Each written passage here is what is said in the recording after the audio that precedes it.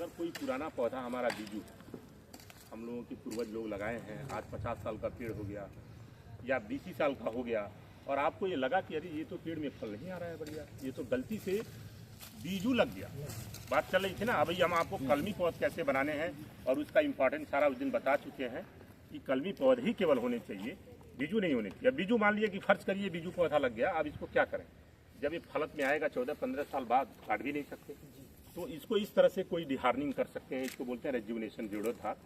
और जीर्णोद्धार में एक टेक्निक बोलते हैं टॉप वर्किंग, जिसको हिंदी में कहते हैं शीर्ष कलम।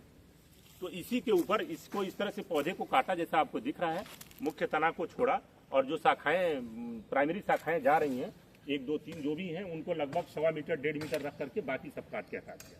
यह काम केवल और केवल जनवरी के महीने में करना चाहिए, जब ठंड है, जिस समय सैफ फ्लू प्लांट में नहीं होता है, कम होता है।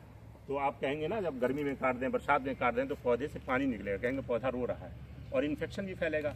तो इस तरह से आपको नहीं, जनवरी के महीने में पौधा सुसुप्तावस्था में रहता है, काटने के बाद कोई तरल पदार्थ नहीं निकलेगा, तो ये आपका सबसे अप्रोप्रिएट टाइम है। पौधा को काटते टाइम जब ऊपर से आरी चलाते हैं, तो आप ऊपर से आरी मत चलाइए, पहले उसी सीध में नीचे से आरी उल्टा करके चला लीजिए, लगभग 2 से 3 इंच काटिए और ऊपर से उसी सीध में आरी चलाइए, तो ये पौधा का जो शाखा है वो फटेगा।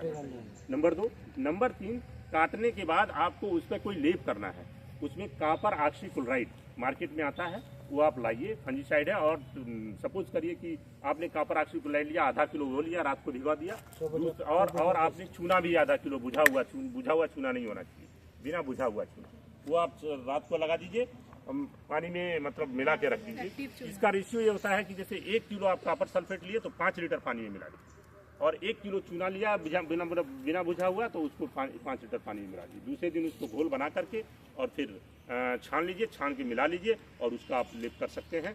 मुख्य तना नीचे भी कर सकते हैं, जहाँ आपको चूना भी हम करवाएंगे सारा, तो वहाँ भी कर सकते हैं।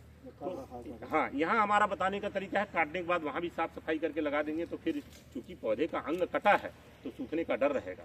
तो ऐसे केस में हमको तैयारी भी करनी है कि इन्फेक्शन ना फैले, सूखे ना, तो ये चीज़ें आपको बता रहे हैं। अब वहाँ पर आपको कॉपर ऑक्सीक्लोराइड का पेस्ट लगाना है, ये ध्यान रहे कि वो स्लरी बना लिया गाढ़ा सा, और उसको फिर उस स्लरी को ले करके और उसके वहाँ लेप कर दिया।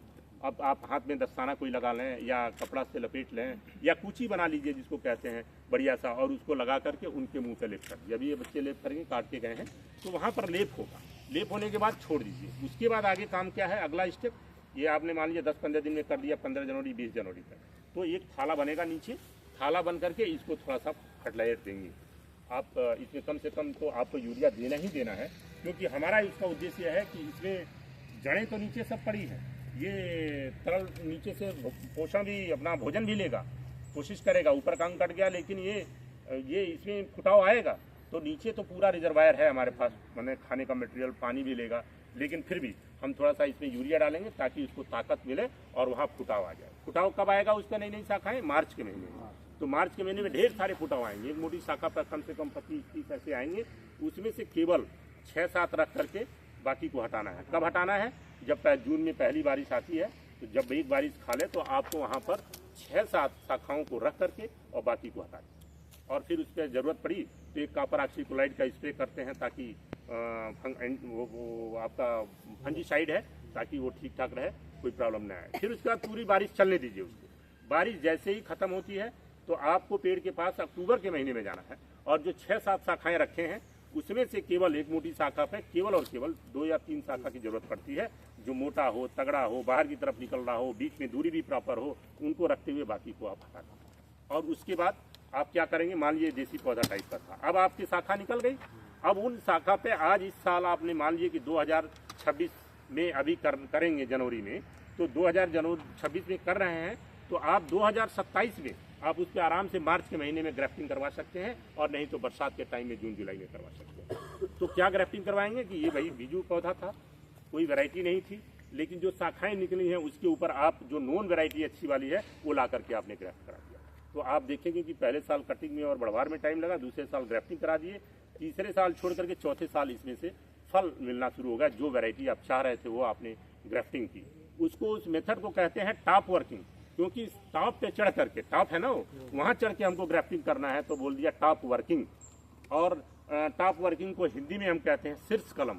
शीर्ष पे चढ़ा और वहाँ कलम किया, तो इसलिए उसको ये भी विधि इसका नाम देते हैं। तो इस तरह से आप किसी एक बीजू पौधे को अच्छे प्रोडक्टिव पौधे में जिससे उपज मिलने लगे अच्छी नून वैरायटीज़ का आप बना सकते हैं और उससे अच्छा फल ले सकते हैं। इसके साथ ही साथ अगर आप चाहें तो ये 4 शाखाएं चारों तरफ मोटी जा रही हैं, उन पे अलग अलग वैरायटी लगा दिए, दशहरी, लगड़ा, चौसा, बॉम्बे ग्रीन, आम्रपाली, मलिका, लाल, पीला, हरा, नीला सब लगा।